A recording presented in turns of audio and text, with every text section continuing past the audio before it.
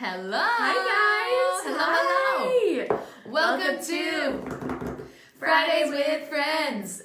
Friday with Friends is our opportunity to talk about what's going on in the market, Yes. to answer any questions that you might have, so that if you have any real estate needs, we can be your realtor of choice. Yes, you had a little dance move there in the intro. I liked it. I'm stepping up my game. I liked it a lot. Well, it's Yes. Friday, so happy Friday, everyone. Happy Friday. Hey, Jeremy. Hi, Dana. Thanks so much for tuning in. So if you are watching this live, hashtag Yes. live. If you're watching this later, hashtag replay, so we can make sure we don't miss any comments.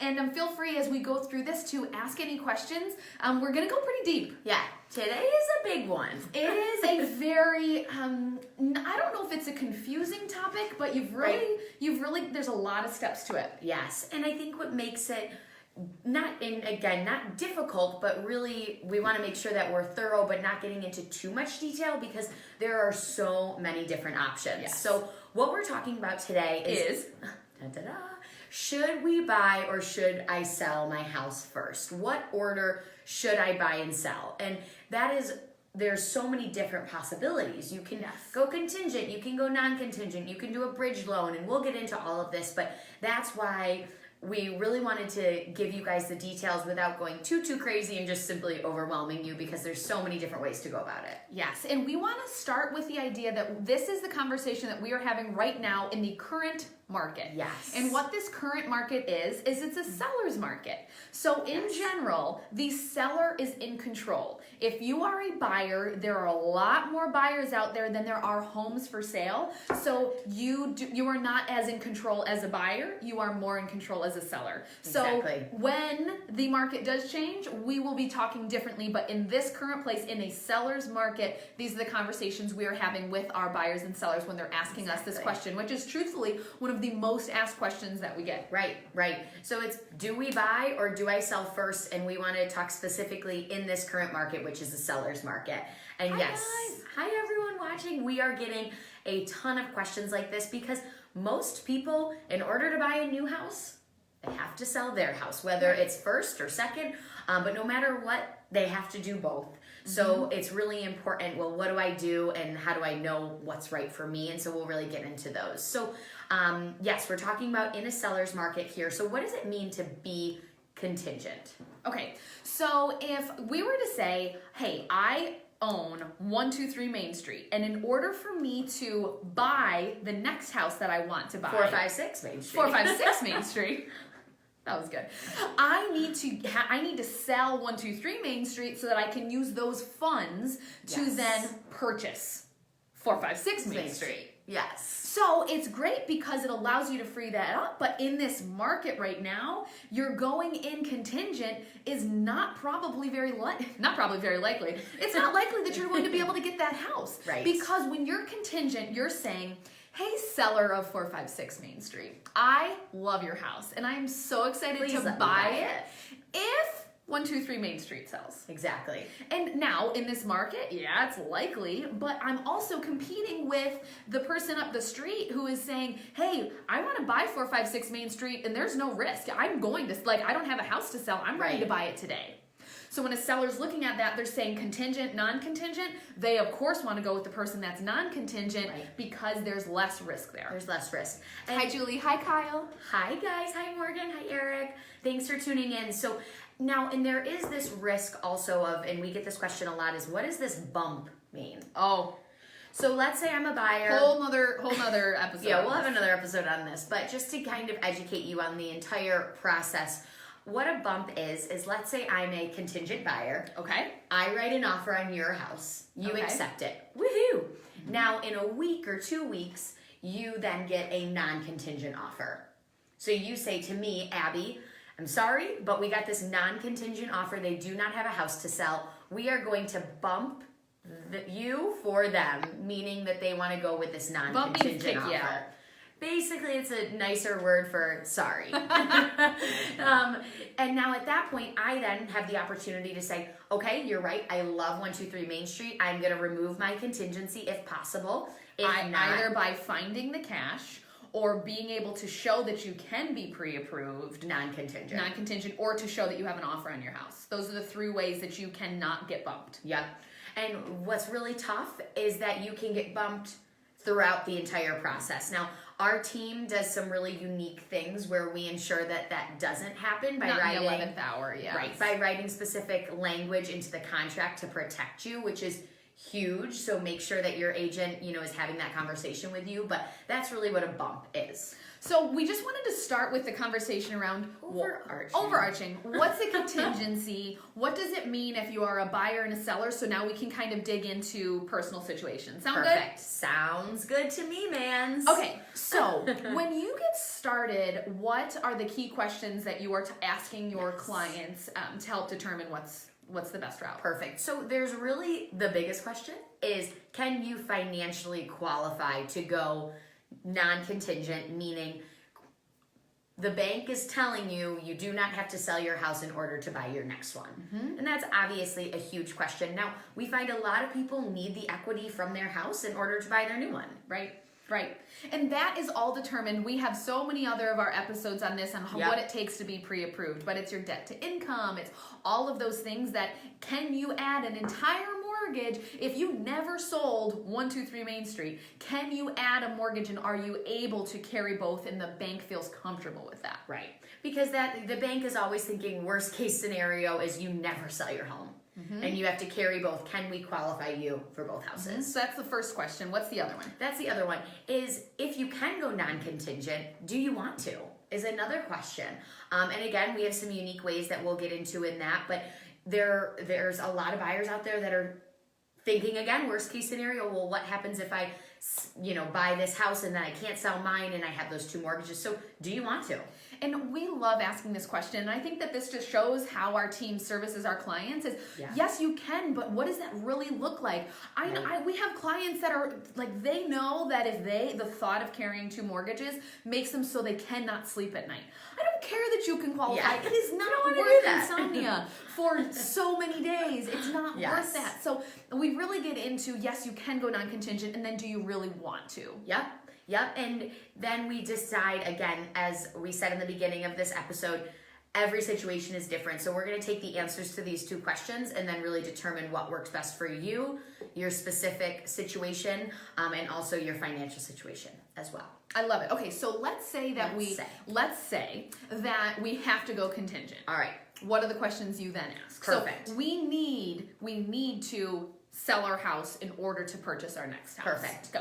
So here we're saying we need to, again, we are going to be contingent. We have to go contingent. There's no way around it. The first question that we always ask is, well, do you have somewhere to go? Because I think about myself personally, and I would be able to put my house on the market and move in with a family member. Hopefully me. We live about a mile away from each other, so that'd be a pretty easy move. But there's a lot of people that have that opportunity. Yes, I could live with my daughter. I could live with my mom, my dad, my aunt, my uncle. And that's always puts you in a good position because you could get your house on the market and not worry about where you need to go next or rush to find a perfect house because you're settled somewhere and we can get your house sold. And there's some people even who have the option of renting. Yes. Because this market is so strong, we have people who are contingent that say, listen, I don't know where I want to go next, but I know that I'm not going to be able to find a house if I'm contingent. So let me sell my house, rent for so many months, and sometimes you can get a short-term rental. Sometimes they do a whole year rental, and they just know that there's another place for them to go so that they can sell and remove that contingency that way. Exactly. And we have a ton of short-term rental options that we're able to recommend for our clients too, if you want to go in that direction. So send us a message. Yes, so we can help in that way too. For sure. So the second question that you ask if you are contingent is, are you seeing homes that you like? Yes, this is a big one. Because for us, the conversation we're having is our goal is for you, in order to sell this house, to buy another house.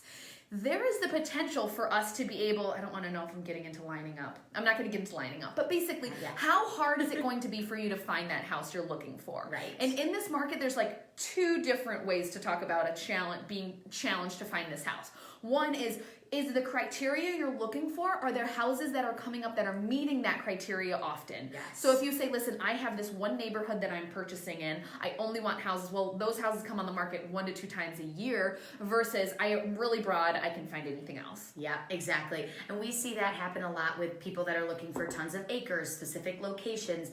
I need a first floor master, whatever it might be. And if you're seeing that, then, and your criteria is super specific, then we might not want to put your house on the market first because the odds of you finding something that you like are very slim. Now, if you're seeing a ton of houses that you like, you say, I could live in Canandaigua, Victor, Farmington, Parrington, and I want a 3-bedroom house.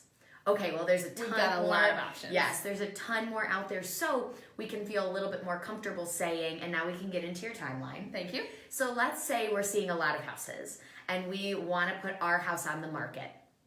We then can negotiate a little bit of a closing, longer closing, shorter closing to line up our closing dates. So this was your favorite part, so I'll let you talk about it. So I hope that, okay, I'm going to do this. You got this. It's going to work. A standard closing takes about 60 days.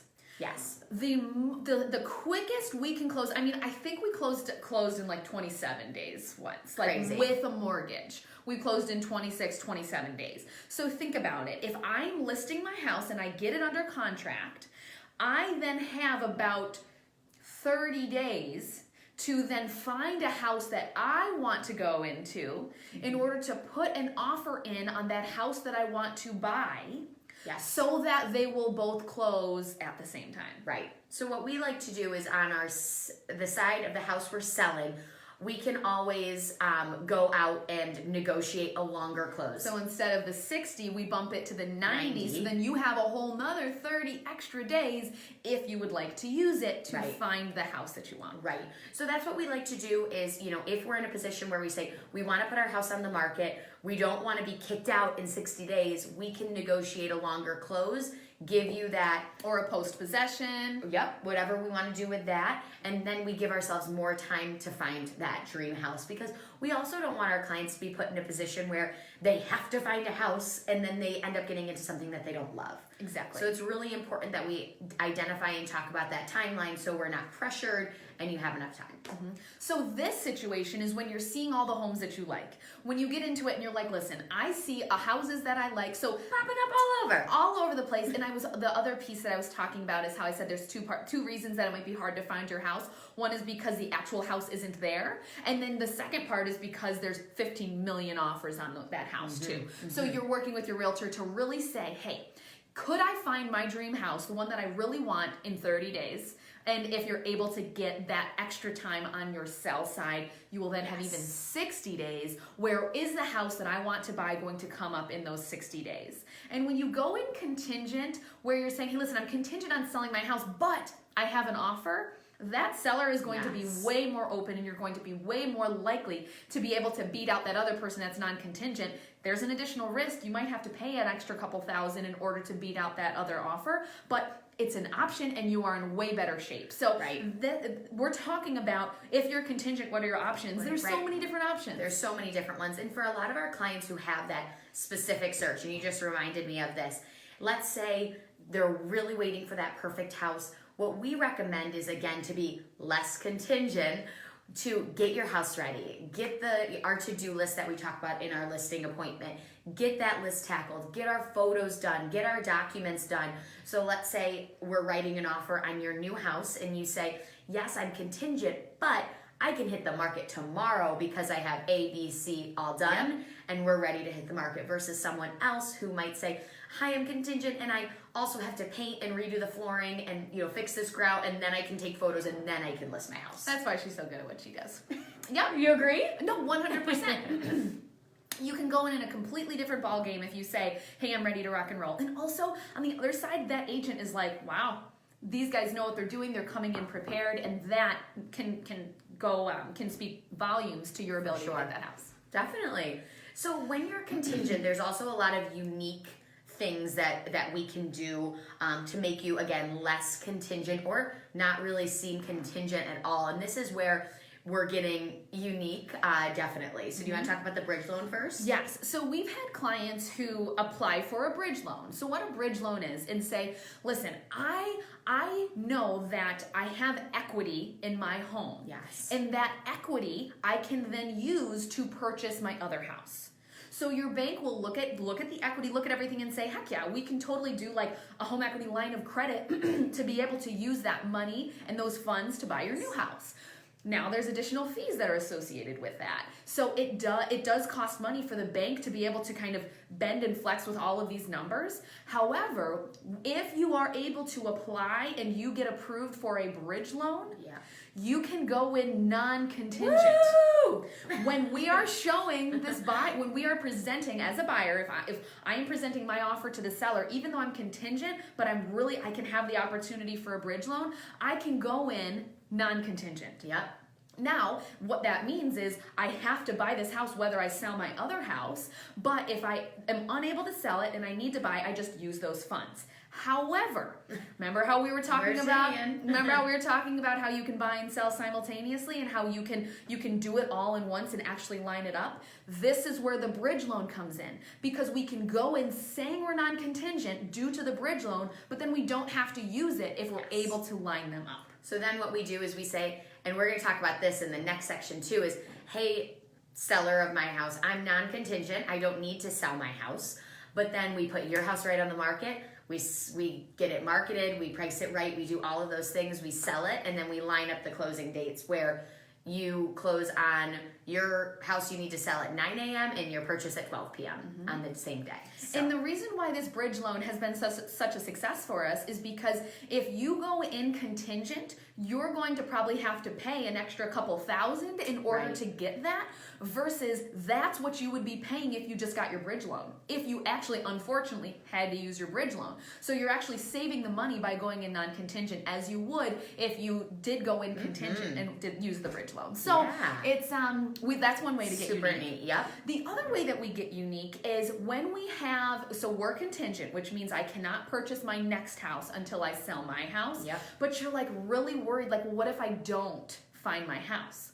We can write in when we accept an offer from a buyer. So I'm a seller. House. When I accept an offer from a buyer, we write in there, subject to seller finding suitable housing within 30 days.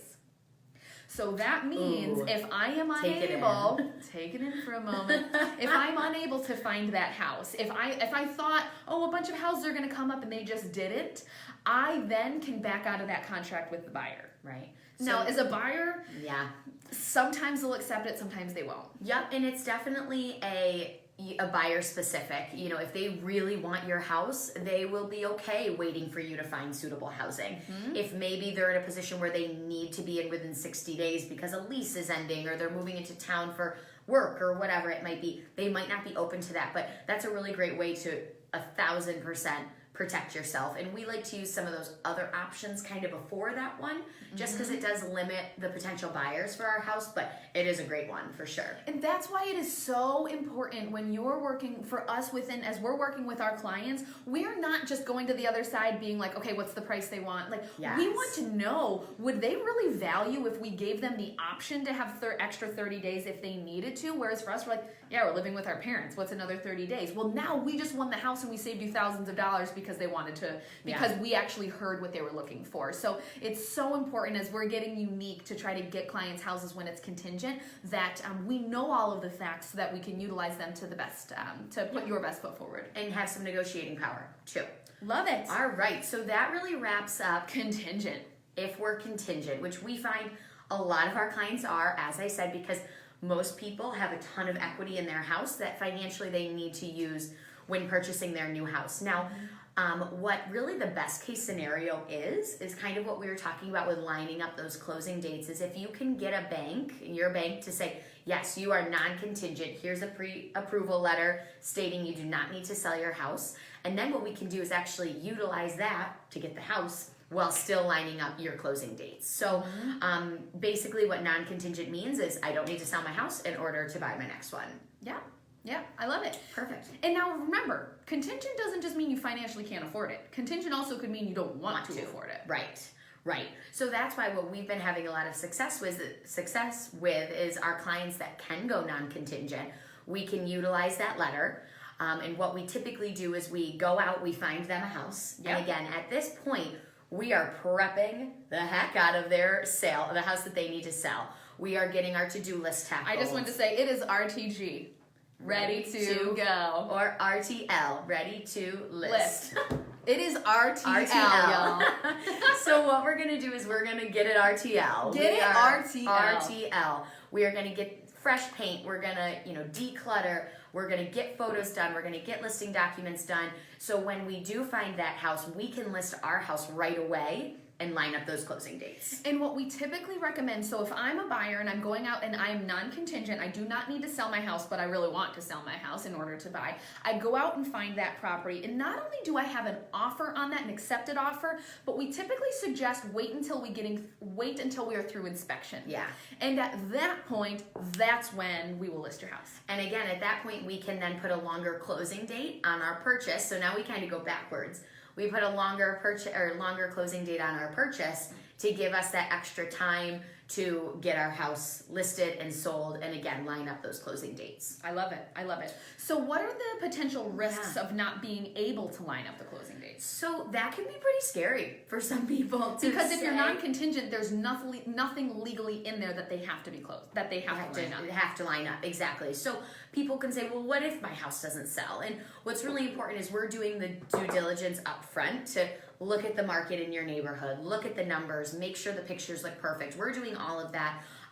We always joke we've never had anyone be homeless. Never. You will not be our first.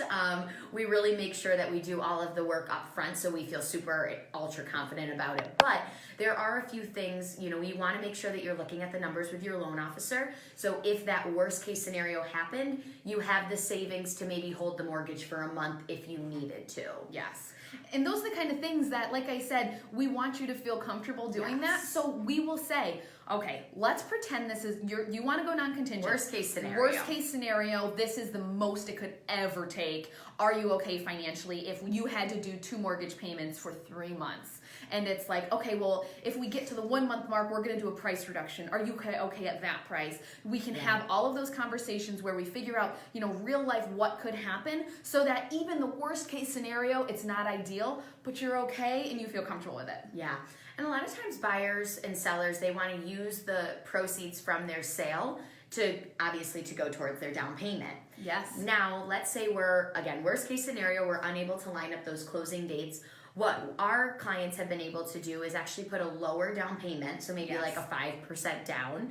And then once they sell their house, I believe it's within a 6-month period, they can recast their loan, which basically means putting a large sum of money down towards just the principal.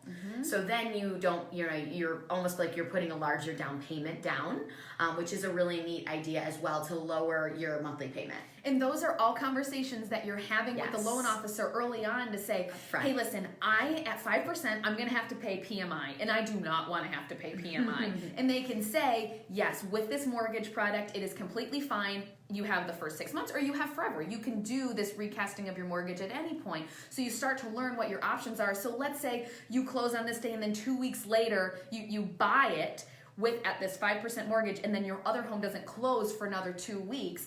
Those funds you can then put towards your mortgage, and in those 2 weeks never happened. Yeah. So you have a lot of different options that we can explore that way too, if you are unable to line up those closing dates and have that kind of ideal route, which we're really good at. I was going to say, we have had a ton of success with our contingent or non-contingent buyers going out, finding houses, us having already the house prepped. That's what I'm telling all of my sellers.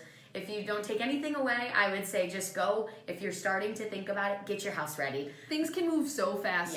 It's like a hurry up and then a wait and then a hurry up and wait. Yes, and have your realtor. What we do is we come out, we make the to-do list for our clients. We get the ball rolling on decluttering. This time of year is a little hard, but in the middle of the summer, it's like pack your winter stuff away. Start packing, decluttering, tackling the to-do list. So when we do find a house we like, we're all ready to go. Yes, and the whole idea of us wanting to do this today is because the conversation is, well, where do I go? And I don't know, so I'm just going to stay here. And we have so many clients that when we break it down and we say, we have approximately 5,000 different options and a million different ways that you can go. Yes. So as we are asking you these questions today are the same questions that we're going to be asking during our listing and buyer's consult to learn more about you, to learn more about your comfort level, to learn more about your finances, learn more about your criteria. All of these things are going to impact, do you list your house first or do you find that house that you're buying first? And there's no right or wrong. It's whatever's going to make sense for you. That's going to allow allow you to come out on top financially, but also have it be a process that's enjoyable. And the key with all of this is over communicating. With us, we're over communicating with our clients, and then we're also over communicating with the other side to say, hey, we want to line this up, and we're telling them day one that we want to line it up. So there's no 11th hour surprises, and all the attorneys and banks are all on board to make that happen. Yeah, and also making sure that you have these conversations with your agent and also your loan officer up front to see the different options that you can go, because as you can tell from the last 25 minutes, we've covered a ton of them, but this is really just the icing on the cake. Is that the phrase? Not the icing. Tip of the iceberg. Tip of the iceberg. So we're not very good what with we that. basically talked about today, it worked, it totally worked. What we talked about today is, what does it mean to be contingent? What does it mean to be non-contingent? And both when you're contingent or non-contingent, what are the options and the important questions that you should ask if you're in both of those situations? For sure. So definitely don't hesitate. If you've been thinking about this and you have a really specific situation, definitely send us a message, comment below, because we would love to chat about the different options, since obviously there are so many, to make it as comfortable and financially, but also for personally making it as comfortable for you as possible. I love it. Well, thank you for tuning in to Fridays with Friends. Friday with Friends is our opportunity to talk about what's going on in the market and to answer any questions that you might have, so that if you have any real estate needs, or your coworkers or your friends, we would love the opportunity to be your realtor of choice. So You know how to find us, friendonyourside.com, and of course on our Facebook page, or you can reach out to myself or Abby too. Sounds good. All right. Bye. Have a great weekend.